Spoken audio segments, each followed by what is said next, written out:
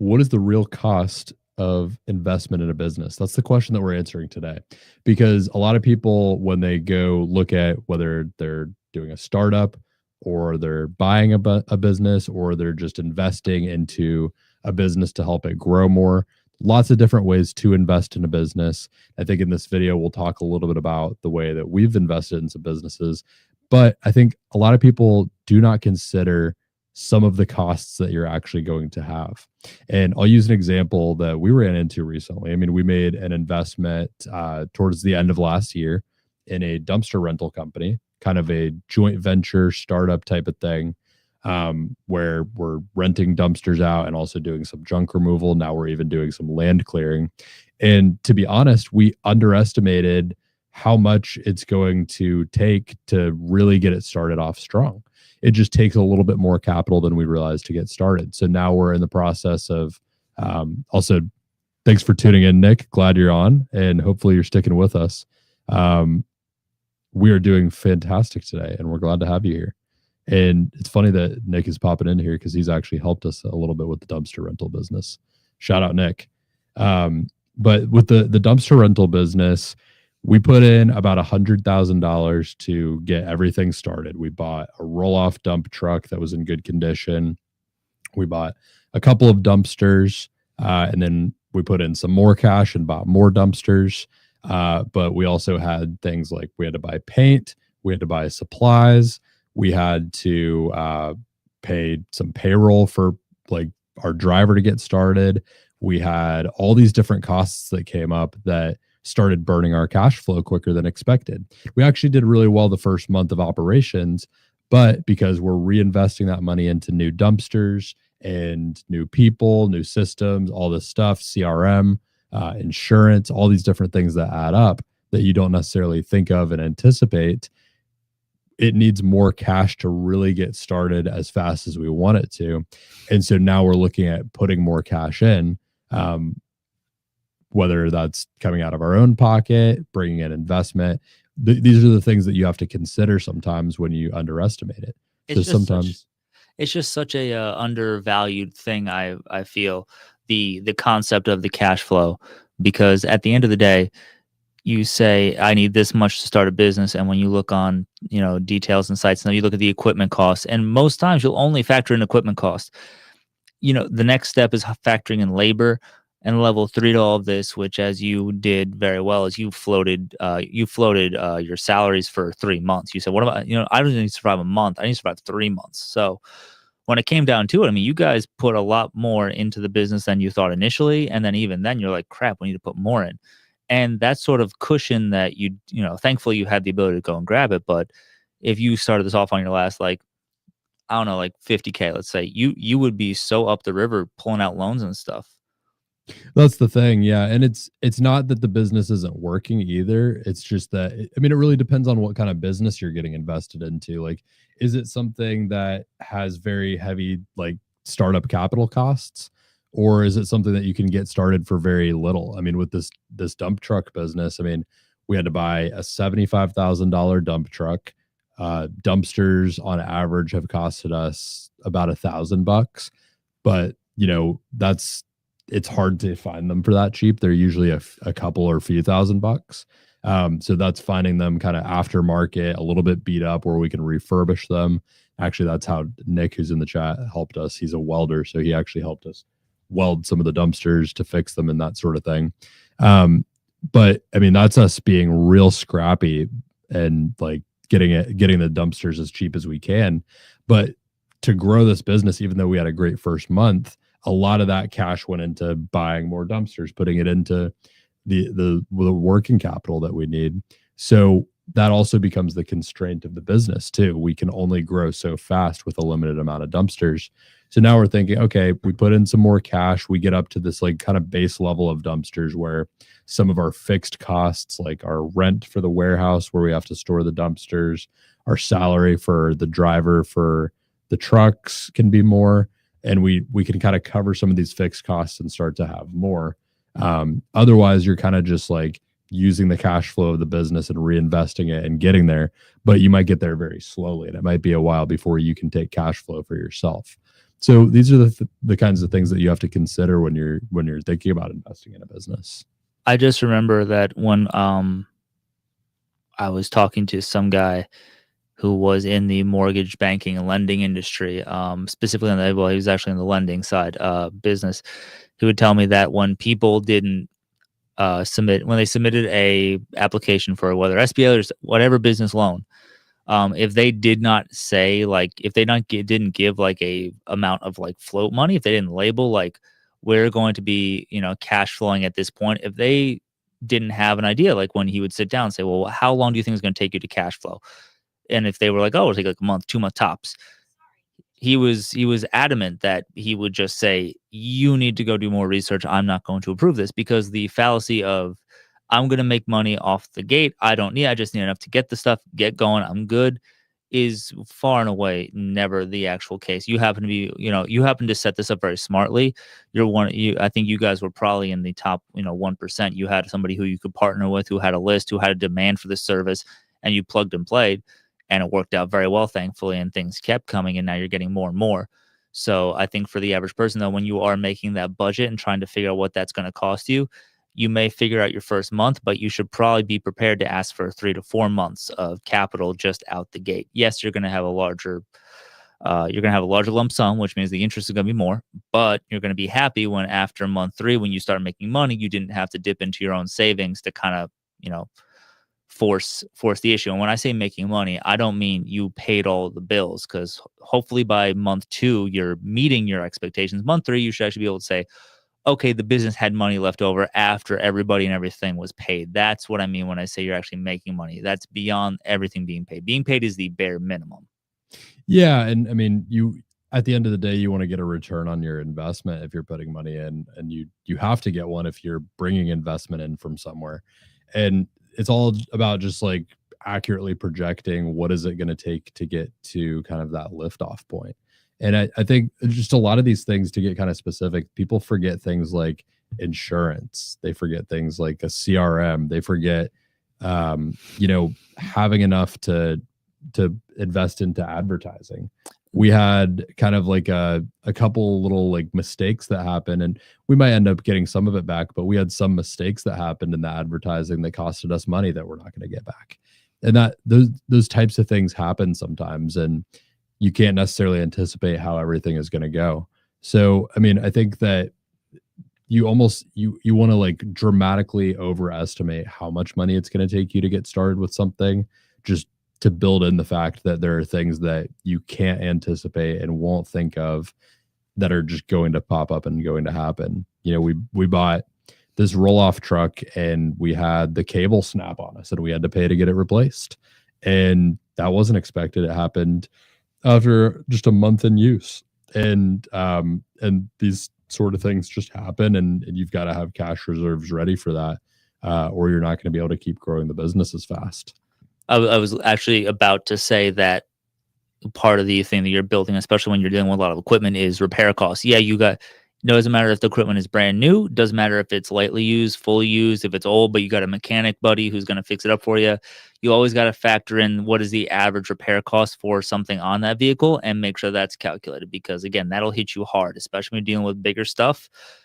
Yeah, your car is expensive. This is probably 5 to 10 times more expensive than your car. So in any event, you need to assume the worst. And then when it doesn't happen, if you got that 4 months of cushion and by month 3, you're cash flowing like crazy, sure, pay it off a little quicker. But at the end of the day, you want to be prepared for the worst when you're doing anything, even when you're going to get a loan for a business. I mean, the SBA says you got to put down 10% for a reason, and you're buying into a business with that rest of that loan. So you're essentially only paying 10 out the gate, and you're getting loaned the rest of the purchase. But you have to make sure when buying a business that there is some sort of capital and kind of what you're getting yourself into. Is the business cash flowing enough for you to eat some of those costs? Because remember, you're stepping into a fully functioning machine, theoretically. Is that fully functional machine's monthly cost going to be able to cover some of those expenses that may or may not pop up? You have to do that math. You have to figure it out, and you have to factor that into the price. So these are all things that are not just unique to smaller and kind of scrappier startup type businesses. These are something you need to consider when purchasing a business that is fully functional. If you don't pull a salary out for, let's say you got to feed your salary right back into the machine to cover some stuff, are you going to be okay? Did your emergency fund get built up enough where you can survive this? So I think that's something that beyond the cogs, beyond the, how much money, beyond the cost of the labor, beyond all the other factors that we look at when looking at a business, the simple math of if everything goes sideways from purchase to, the first 3 to 4 months, is this thing going to be able to survive? And that's really what you have to figure out when you're looking at acquiring or even starting a business.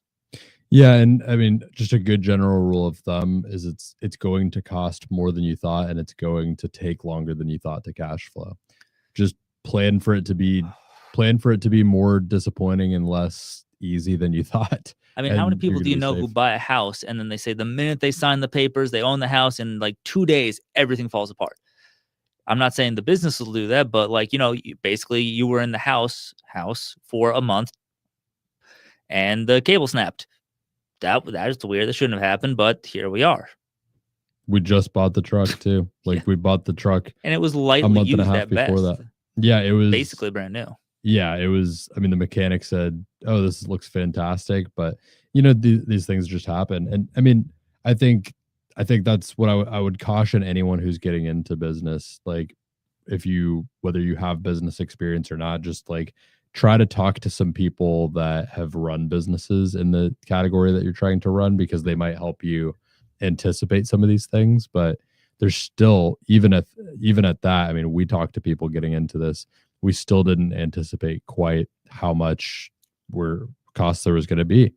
But now we're in a good position too, though, because we've got dumpsters that are getting rented out regularly. They're just on site, getting dumped and returned, a couple times a month or something, and we're putting ourselves in a good position to have cash flow in the long term after some of the startup cost is recouped.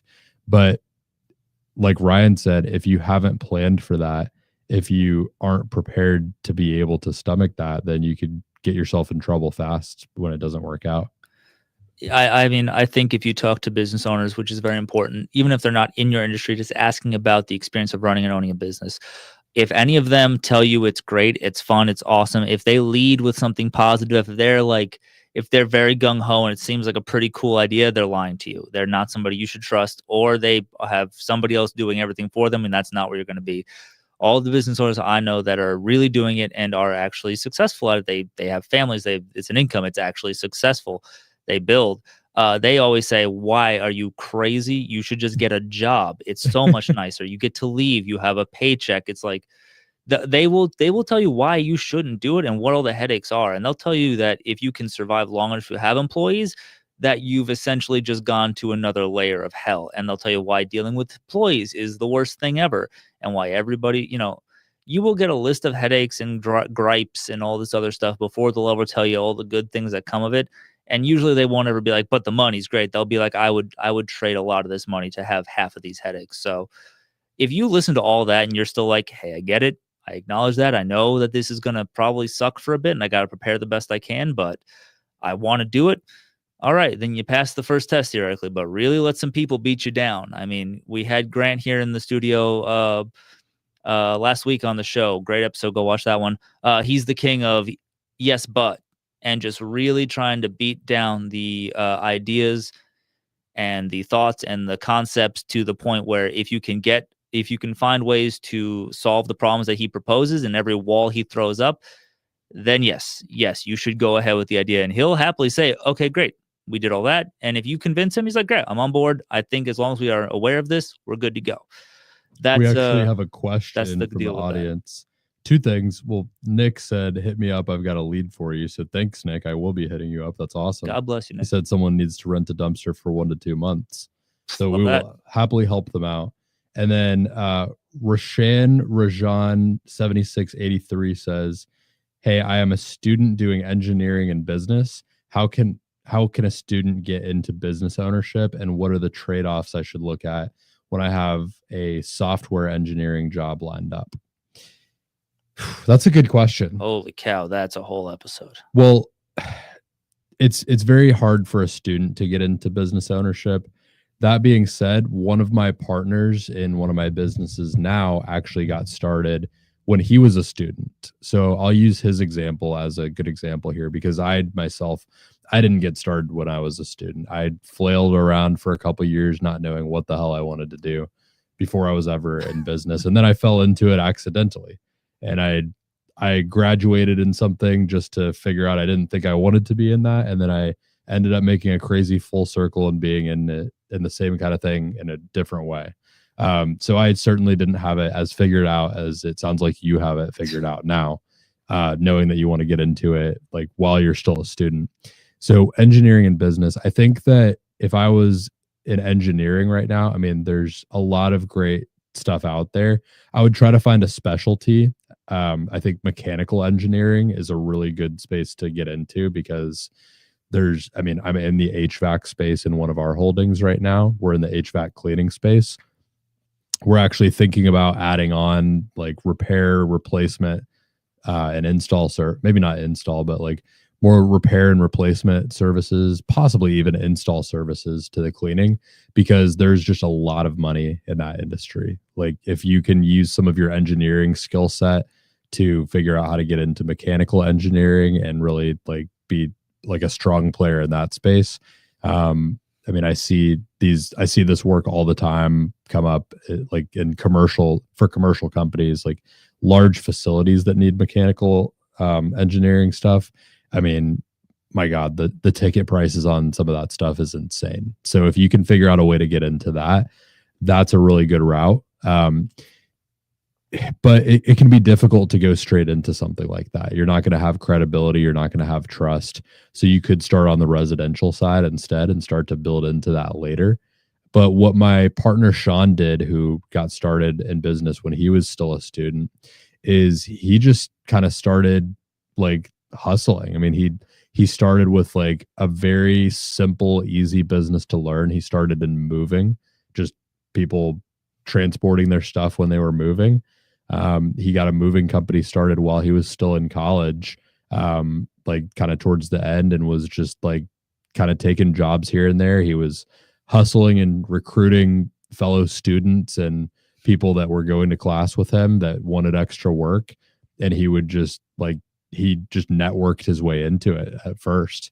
At first, he wasn't really running ads and everything. He literally just met a bunch of realtors and a bunch of people that knew people that might be moving, and he just made good offers and tried to cut his teeth and hustle. And he turned one job into two jobs into three, and so on and so on, and slowly kind of built it up and then took it full time right out of college. So I mean, I would pick something first and foremost. Try to look in your network, look at like what an easy business to start could be. And if you have that mechanical engineering background, I would say consider something like HVAC or plumbing or electrical. And you got to just start trying to find jobs, and maybe find jobs that you can subcontract out at first. If you can learn how to kind of know what is needed on the job, maybe from some of your engineering background, but also take that and kind of pair it with like trying to teach yourself some skills of networking and meeting the right people and finding work that other people can't find. That's when I think you could really get something going. Hopefully that helps. I mean, I would say figure out what you want to do with what lane of business you want to be in. You got software background. Do you like software? You want to build software? Yes or no? And just kind of go back from there. Are you trying to fill a void, like trying to get away from where, you think something is going to get hot? Look into that.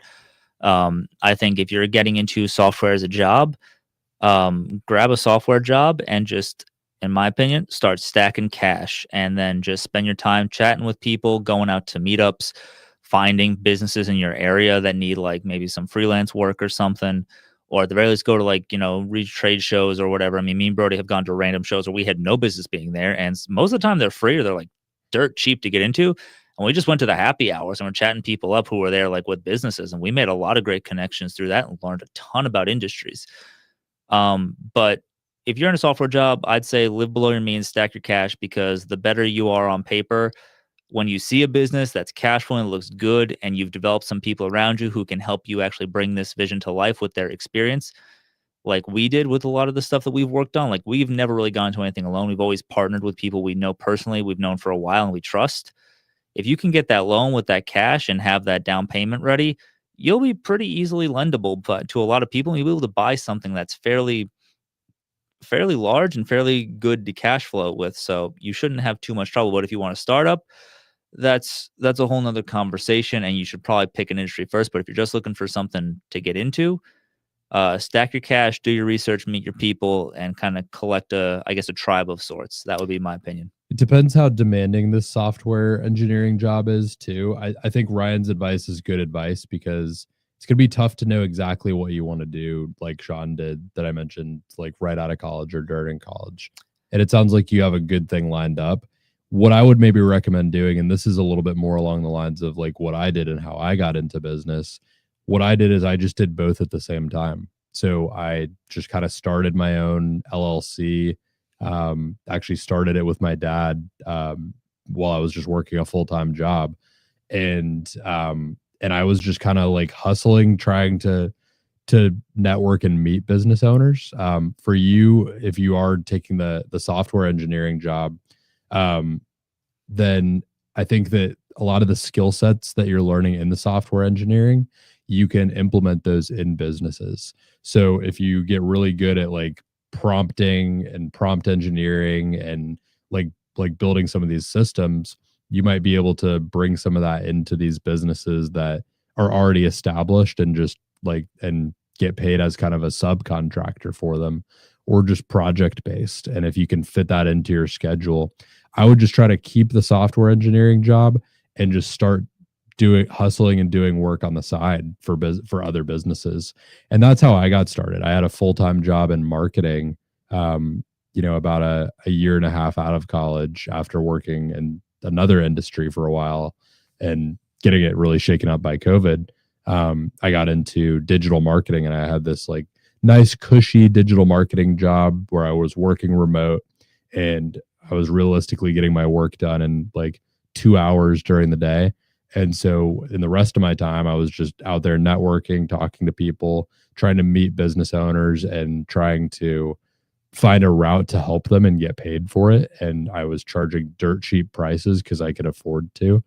A lot of the times I was just doing stuff for free. But I mean, I was doing stuff as simple as like teaching people how to build an invoice online when they didn't know how to, or helping someone build one web page, or helping someone set up an email marketing stack, and just trying to get my foot in the door somehow with some of the skills I had learned. So, I mean, if you're getting into software engineering and you've got a job lined up, you obviously have some skills. I would try to just start networking with business owners and maybe just do stuff for free at first. Like just offer like, hey, I'm just trying to build my portfolio up a little bit. Can I build you an app that can help your business for free? And you just make a video saying whether it sucks or it's really good, and then use that video to leverage into the next and the next. That's kind of how I got started, to tell you the truth. And my first business that I was like real business that took off that I was an owner of was just with partners that I met doing all of that stuff. Looks like we've got some follow-up here. I would just say keep us posted. We do this every week. We'd like to hear more. We'd probably like to talk about this a bit more with you. So yeah, we do this every week on Tuesday nights. So please tune in and continue asking questions. These are fantastic questions. He said, I met someone wanted to invest in my business opportunities. I wanted to know what resources there are to learn to evaluate a business and know what is worth your time or not. Oh God. Okay. So it's a deep question. We have tons of videos on that, but I think it's at the end of the story, it depends on the business. I mean, we looked at a hazardous waste disposal business, and that one, the way you look at it, the way you value it, the way you're going to go about your valuation process is going to be different than an HVAC business, which is going to be slightly different than the other trades, which is going to be different than an online marketing. It really will depend on the business type and the way that it's structured. And then to a smaller degree, and correct me if I'm wrong here, Brody, it's going to depend on who you know, in the sense of not like in the sense of the corporate who you know will get you the job, but Do you have enough connections in this line of work where you could be a subcontractor for people who will need this service or know people needing the service? Because that will certainly sway how the valuation will look in your eyes and how aggressively you're going to be willing to pursue this. I'm also going to give you a link to join our call that we have on Wednesday nights in my private group. Ryan's on there a lot too. I'm going to put the link for tomorrow night in the chat here in case you want to save it, because this is like the exact kind of thing that we talk about. It's called the round table. We do it every Wednesday night. And if you like it and you want to join, we can talk about that from this one. But just join this one on the house because I think you might enjoy it, and we can get really deep into your situation and like have you actually like join the call and give some more context and hopefully help. Because I think it sounds like you're in between. Do I kind of start a business? Do I buy one? He also asked, is it worth it to connect with business brokers, or is cold approach better? It's a tough question. It depends what you have time for. Cow. Ryan is facing this exact question right now. Ryan I'm not facing it. I'm taking it to the face right now. Ryan is taking it to the face. Yeah, he's talked to a lot of business brokers. I am on a first name basis with most of the ones in Orlando at this point. He is, and it's been brutal because just stuff is changing all the time. You got to figure they're marketing to a bunch of people, so like you're getting like half pieces of information. Like a lot of times they're trying to manage multiple listings, and I mean it's hard. It's a viable strategy and it can work, but I think you need to know exactly what you want in either case. I have a strong preference for not going through business brokers and going off market, because that's what's worked for me and where I've found better deals. But that takes a lot more work, to be honest. Look, I would say do it. Get your feet wet. Get beaten up by some brokers and get beaten up by some clients. I mean, you're just going to learn how to ask questions. You're going to learn how to value stuff. You're going to learn what your will and won't do. I do think there are good brokers out there. There's plenty of them, and there's plenty of good businesses with brokers. It usually is a bit more difficult because at the end of the day, that broker is getting that commission. So sometimes price negotiations can be more difficult because they don't want to get cut on their part of the deal. So I would say it's good to exercise that muscle of valuation and kind of learning what to ask and how to get the information. I think it's a valuable thing to try. Obviously, an off-market deal is always going to be a little easier to have the conversation, get the one-to-one information, so to speak. But with a broker, you do have a bit of a shield where they'll normally kind of get through they'll normally make all the stuff nice for you that maybe the business owner hasn't with like financials and stuff. Cause sometimes these are just guys writing stuff down on some copy paper and throwing it in a box and sending it to the IRS. So you do get a bit of a nice breakdown with these guys. However, they're salesmen at the end of the day, and they are trying to sell a bunch of different businesses. So I've had conversations where they just flat out do not remember information that I asked for. I'll ask the seller something and they'll say it, and the business broker will be like, wait, I didn't know that. So you do have a mixed bag, and it's not their fault. They have a lot of people there trying to figure out what's going on. So I'd say do it. Pursue some, talk to some, get a feel, get comfortable with those interactions. And it will make talking to an owner that much easier when you actually have somebody who's like, hey, I'm interested in maybe selling or partnering. What do you think? And you can actually know what to ask and how to go about it. We've got another question too. We had someone ask kind of two-parted question. He said, can you explain the hiring process to find employees? And then also said, where did you find talented employees for your private equity? So I'll answer the second one first, actually, because we still are very small as a private equity company. We've become more of like a holding company. I would describe us as like an investment firm holding company. But we don't really have a big team as far as like our internal team. We have really one employee right now. And he came from our personal network, and then a virtual assistant as well. But the way that we, like, whenever we're hiring someone that's not in our immediate network, which like we'll usually look to our immediate network first and see if someone is a good fit. But when we're hiring someone who's not in our immediate network, which is much more common, my process is exactly this. I go to where the people are already hanging out, whether it's Indeed, it's Upwork. I like Upwork for virtual assistants, meaning someone who's maybe in a different country or a different area to you, who's just only working on a remote basis, just online with you. We have a virtual assistant in the Philippines that I found that way. And then I'll use another example. If I'm hiring someone who's like in town, usually I'll go to Indeed. So I go to the place where they are. I create a very detailed job listing and posting, and I put that out, and I'll usually boost it a little bit on Upwork or Indeed. You can basically boost the posting so that it's just reaching more people. And this is a really important thing that a lot of people don't talk about. But when I'm going to take that posting live, I block off some time.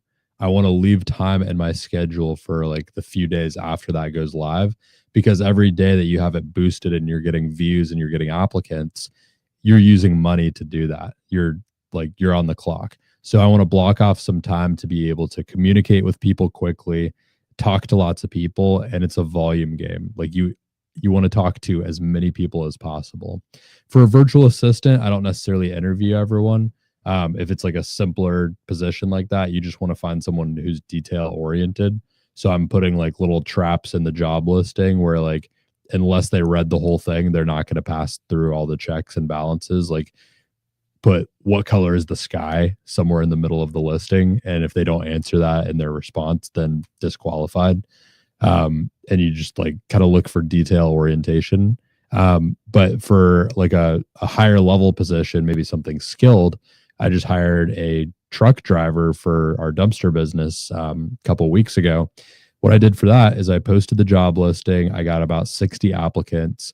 I messaged every single one of them within like 12 hours of them applying. So that's why I blocked off the time. I was messaging them, communicating very quickly. I had very templated messages that I was sending out to streamline the process so that it didn't take a lot of like sending the same message over and over again for me.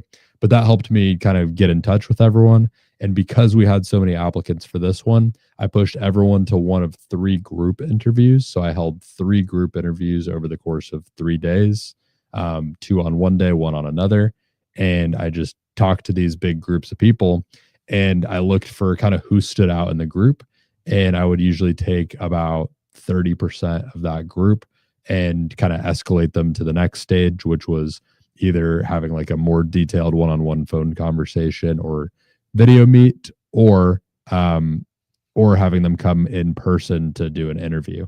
And then from there, we interviewed, I think we only ended up interviewing about 6 people for that. Typically, I'd like to interview more if it's a really high skilled position. This one was something where everyone that we interviewed kind of had the background for the most part. So it was kind of easy to just spot out like who really stood out by who had really good communication, who was doing it longer, who was doing the direct type of work longer, who had the best attitude. Those are the kinds of things we were looking for. And we had one candidate that just really stood out above the rest in all those ways. And that's who we hired. But he stood out because he compared to these other candidates. If we would have just interviewed him and a couple other people, we wouldn't have had a lot of data to compare it to. Like maybe he seems like he would be good at the job, but like, how does he stack up to the usual worker in this? And so you want to talk to as many people as possible. Oh, Samuel, good to see you in here too. Hope you're doing well. Samuel works on some major roll-ups. Yeah, I think it's you just got to get your applicant pool down. You need to get things slimmed down. I mean, recently we had a new employee for a very skilled role at my mom's dog school, and it was a big time role. A lot of applicants. This guy had a huge resume. He sent videos. He had crazy like volume of work, and did some interviews, had him fly in. We're like working interview, like mesh with the team. He was dismissed by hour 4. It was such a tremendously bad fit for the company, and it was so apparently quick that he was very quickly dismissed. And I think had there been more of a group interview where stacking up, it might have been an easier situation. But I think in any high skill, and we're saying skill, and you might think, well, as a truck driver, as a dog trainer, you can't just find those on the street. And when you're talking about wanting to hire people for financial positions, you're also going to want to take the same approach of this is a high skill role with a high need for experience and a good, uh, I guess, ability to work with a team is the way I'll put it. So if you don't have those two things, you're likely setting yourself up for failure before you've even gotten out of the gate, especially if you're trying to build a private equity firm, which I would say, unless you have a massive capital backing, might be quite the undertaking. So just my 2 cents. Yeah, I think as far as like how are they going to be working with a team, I would look for proxies to that when you're talking to people. Like you want to look at like what is their communication style? Are they easygoing? Maybe you like throw them a couple difficult questions and you just try to test them a little bit, and you're looking for like how do they respond under pressure and that sort of thing. My partner Grant is fantastic at that. He'll throw kind of like unexpected curveball questions at someone when he's interviewing them, just to try to, like, for lack of better words, kind of shit test them a little bit. And he's looking for like how are they going to respond? How do they hold up under pressure? Are they going to be able to handle pressure in the day-to-day job environment? And when you do a group interview, you also get to see how are they with other people? Are they kind of like flowing well in this scenario? Are they closed off? Are they just kind of sitting back? Are they trying to over talk everybody? Are they a leader? Are they the first to volunteer information or ask a question? Which, I mean, first to talk doesn't always mean leader to me. First to talk not necessarily. Sometimes the loudest is the dumbest. But Sure, it's how do they hold themselves when they're positioned with certain questions, and how do other people kind of play off of their answers? Do people tend to, look to them and try to copy their work because they think that's the smartest answer? So there's a lot you can do to really make sure you're getting the best people. But you need to get good data, and you only get good data by talking to a lot of people. And another good marker is like if as you're interviewing someone, you're learning about the position, things that you didn't know, that's a very good sign that this person would be a good hire. Because I think the mark of a fantastic hire is that they're actually bringing new knowledge and new expertise to the business when you hire them. They should be expanding like the knowledge that you have in the business in a way that you weren't able to do on your own. They shouldn't just like fill a hole and be a plug to the hole or serve like some simple purpose. They should be leveling up the way that you're doing business. And so when I, like, for this truck driver, for example, when we were hiring him, he had been in the industry for years, for like 3 or 4 years as a driver.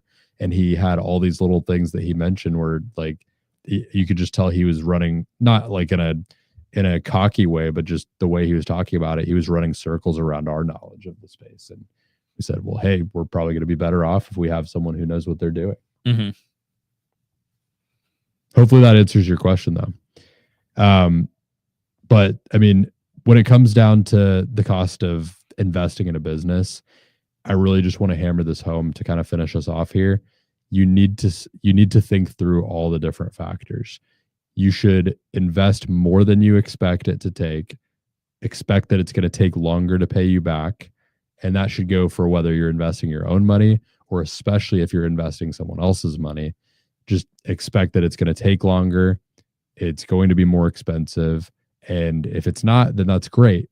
But you should overproject everything. And for the love of God, do not invest family money.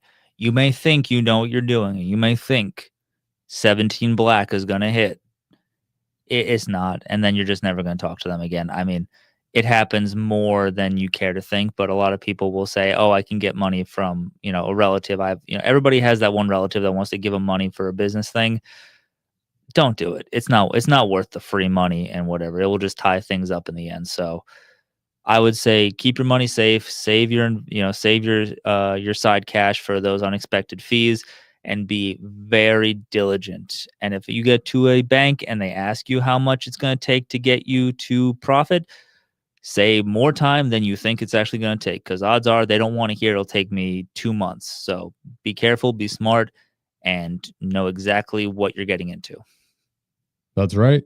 And if you have any other questions that you want us to cover on the show, again, we do this every Tuesday night right around 6 p.m. Eastern Standard Time. tune in, ask the questions while we're here. We want to have you engage and participate in the conversation. This one was a lot of fun because we had a lot of people participating. So tune in, ask your questions, and give us topics to cover on the next one. We're trying to cover topics that are relevant and timely and that people are trying to figure out right now. So let us know what you want to hear us talk about. And until then, we'll see you on the next one.